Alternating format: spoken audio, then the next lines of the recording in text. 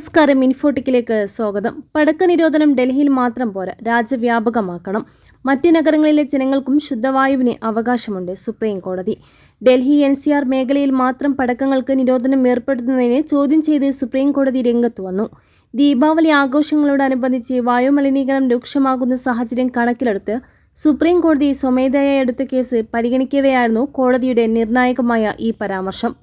രാജ്യത്തെ മറ്റു നഗരങ്ങളിലും വലിയ തോതിലുള്ള വായുമലിനീകരണം ഉണ്ടാകുമ്പോൾ ഡൽഹിയിലെ ഉന്നതർക്ക് മാത്രമായി ശുദ്ധവായു ലഭിക്കണമെന്ന് പറയുന്നത് ശരിയല്ലെന്ന് ചീഫ് ജസ്റ്റിസ് BR ഗവായ് നിരീക്ഷിച്ചു.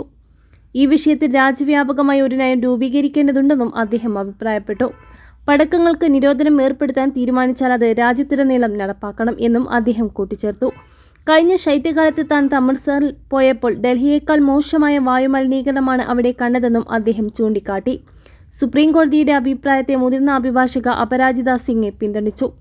ഡൽഹിയിലെ ഉന്നതർക്ക് മലിനീകരണമുണ്ടാകുമ്പോൾ നഗരം വിട്ടുപോകാൻ കഴിയും, എന്നാൽ സാധാരണക്കാർക്ക് അതിന് സാധിക്കില്ല എന്നും അവർ അഭിപ്രായപ്പെട്ടു. പടക്കങ്ങൾക്ക് രാജ്യവ്യാപകമായി നിരോധനം ആവശ്യപ്പെട്ടുകൊണ്ടുള്ള ഒരു ഹർജി പരിഗണിക്കവെയായിരുന്നു കോടതി ഈ പരാമർശങ്ങൾ നടത്തിയത്.